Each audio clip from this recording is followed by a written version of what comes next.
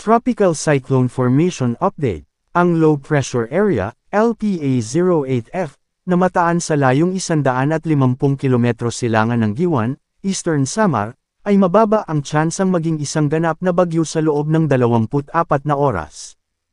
Low pressure area, LPA-08F, Invest 93W.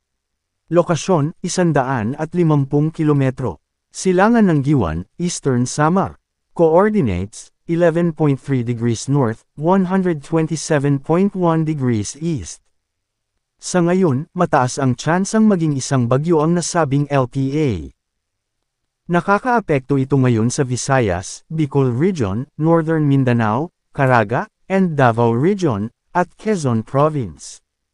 Dahil dito, makakaranas ng maulap na kalangitan na may kalat-kalat na pag-ulan, pagkidlat, at pagkulog na posibleng magdulot ng mga pagbaha o pagguho ng lupa dahil sa katamtaman hanggang kung minsan malakas na pag-ulan sa Visayas, Bicol Region, Northern Mindanao, Caraga, at Quezon.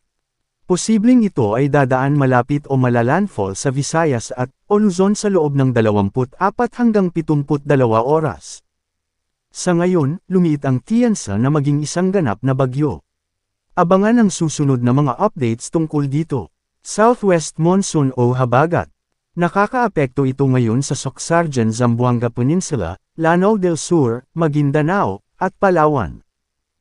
Dahil dito, makakaranas ng maulap na kalangitan na may kalat-kalat na pag-ulan, pagkidlat, at pagkulog na posibleng magdulot ng mga pagbaha o pagguho ng lupa dahil sa katamtaman hanggang kung minsan malakas na pag-ulan sa Zamboanga Peninsula, Occidental Mindoro, at Palawan.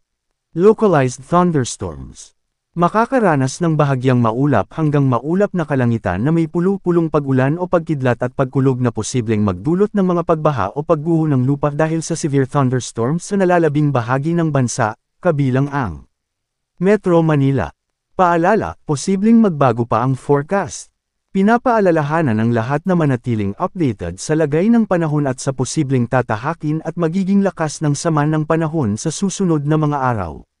Manatiling nakatutok sa Weather Balita para sa bago pang updates, don't forget to subscribe.